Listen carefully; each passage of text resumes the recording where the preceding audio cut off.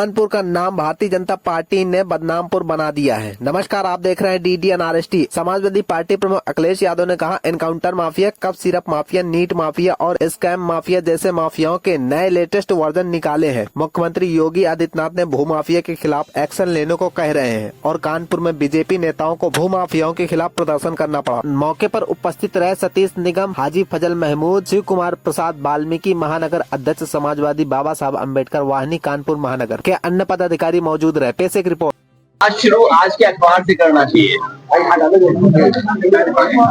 बात आज के अखबार से इसलिए शुरू करनी चाहिए क्योंकि बात को हमें समझना चाहिए कि बीजेपी हमें कितना उलझाती चली जा रही है। और अगर कानपुर की बात हो तो कानपुर का नाम भारतीय जनता पार्टी ने बदनामपुर बना दिया है। कानपुर का नाम और भाजपा ने कानपुर को बदनामपुर बना दिया। और एक घटना नहीं है जिसकी वजह से मैं ये बात कह रहा हूं आपसे। आज कानपुर का नाम सुर्खियों में किस लिए लिया जाता है? हमारे पत्रकार साथी जानते होंगे, कार पलटने के मामले में पुलिस वकील की कुख्यात गुटबाजी के लिए पुलिस वकील की कुख्यात गुटबाजी के लिए इनकाउंटर की स्क्रिप्ट लिखवाने के लिए पुलिस पर गलत FIR दर्ज करने के मामले में कोर्ट द्वारा कई हजार का जुर्माना लगाने के मामले में गलत अफवाह फैलाने पर भाजपाइयों पर FIR होने के मामले में कानपुर को बदनामपुर बना दिया है। कानपुर में गरीब ब्राह्मण मां बेटी की झोपड़ी जलाने के मामले में CMO द्वारा DM के खिलाफ प्रेस कॉन्फ्रेंस करने के भ्रष्टाचार के मामले में लाल इमली बंद होने के लिए, जबकि लाल इमली या यहाँ की अपनी मिल्स का एक अपना पहचान थी और मैनचेस्टर ऑफ इंडिया कहा जाता था एक समय पर। गंगा नदी में भाजपाई भ्रष्टाचार के काले नाले गिरने में वो स्पॉट तो हमें आपको याद ही होगा जहां सेल्फी ली गई थी। लेकिन गंगा नदी में भाजपाई भ्रष्टाचार के काले नाले गिरने में कानपुर की पहचान नहीं हो जाम थे। हम तो चाहते थे कानपुर देखते हुए आते, लेकिन कानपुर में हमारा रूट वो रास्ता निकाला जिसमें जाम ना लगे, हम फंसे नहीं। तो लेके गए, फिर लेके वापस, फिर लेके आ रहे। नाम बदलने वालों का बस चले तो स्मार्ट सिटी कानपुर का नाम जामपुर कर दें। कानपुर प्रशासन को तो लगता मोतियाबंद हो चुका है, उसका ऑपरेशन जरूरी है क्योंकि जाम ही नहीं दिखाई दे रहा है। भाजपा ने यहाँ encounter mafia, cough syrup mafia, NEET mafia और स्कैम माफिया जैसे माफियाओं के नए लेटेस्ट वर्जन निकाले। मुख्यमंत्री योगी जी भू माफिया के खिलाफ एक्शन लेने को कह रहे थे और कानपुर में बीजेपी नेताओं को भू माफिया के खिलाफ प्रदर्शन करना पड़ा था। भू माफियाओं के चक्कर में यहाँ कई दुकानें, कई चीजें गिराई जा चुकी हैं। जब कानपुर के बारे में लोगों की ये राय होगी तो यहाँ कौन निवेश करेगा? और जो इंफ्रास्ट्रक्चर देना चाहिए था, आपको याद होगा, इंफ्रास्ट्रक्चर में सबसे महत्वपूर्ण बिजली। बिना बिजली के कोई कारखाना नहीं लग सकता। पनकी का कारखाना, ऊंची ऊंची चिमनी आपने देख ली होंगी, और निवेली लिग्नाइट था। ये वो कारखाना घाटमपुर में लग रहा था जिससे न केवल कानपुर बल्कि उत्तर प्रदेश और देश को बिजली मिलनी थी और सस्ती बिजली मिलनी थी।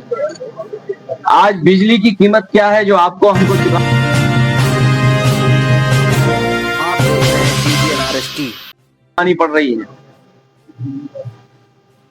मैं फिर कहता हूं कि कानपुर में सबसे ज्यादा गुंजाइश है कि जहां उद्योग कारोबार या बड़े पैमाने पे निवेश आ सकता है, क्योंकि इकोसिस्टम और उद्योग कारखाने या पहले से हैं। अगर सही दिशा में सही फैसले, सही तरह के नियम बने और सहूलियत दे सरकार, तो यहां निवेश बड़े पैमाने पे आएगा। मैंने फिर पिछली बार भी कहा था, जब मैं आपके कानपुर में के बगल में कार्यक्रम करने आया था, कि इटावा, कन्नौज और कानपुर मिलाकर के ट्राइंगल ट्रेड के नाम से इस क्षेत्र को विकास कराने का काम हम लोग करेंगे। और लखनऊ में जो गोमती पे रिवर फ्रंट बना है, उससे बेहतर रिवर फ्रंट गंगा पर हम लोग बनाएंगे समाजवादी सरकार में। न केवल रिवर फ्रंट, बल्कि रियल एस्टेट को कैसे बेहतर यूज करें और नया कानपुर कैसे बच सके। ट्रांस गंगा सिटी को तो इन्होंने बर्बाद कर दिया है, जो आपने देखा होगा। लाल इमली फिर से गुलजार होगी, मिल्स को फिर गुलजार करेंगे। अगर सरकार इंसेंटिव देकर के अपने लोगों को टेक्सटाइल पार्क, हम ये नहीं कहते कि टेक्सटाइल पार्क के खिलाफ है, लेकिन अगर टेक्सटाइल पार्क अपने लोगों को मदद करने के लिए बना रहे हो, तो हमारी समाजवादियों की कोशिश होगी कि जिस समय जनता हमें 27 में जब मौका देने जा रही है, यहां पर इंडस्ट्री और टेक्सटाइल को कैसे सपोर्ट करेंगे, उस दिशा में हम लोग काम करेंगे। और वैसे भी कानपुर वालों के कान बहुत तेज होते हैं, पिछली बार भी मैंने कहा था, याद होगा आपको।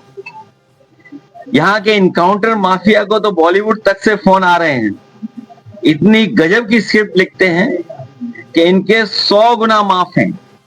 ये कितने भी बड़े माफिया हों, लेकिन एक मामले में कोई इनसे बड़ा, और वो मामला है मुकदमे वापस लेने का। इनके तो 25-30 मुकदमे वापस हुए हैं। कोई इस मामले में इनसे कोई गुना अधिक है। अब क्या उसको भी एक्सप्लेन करेंगे।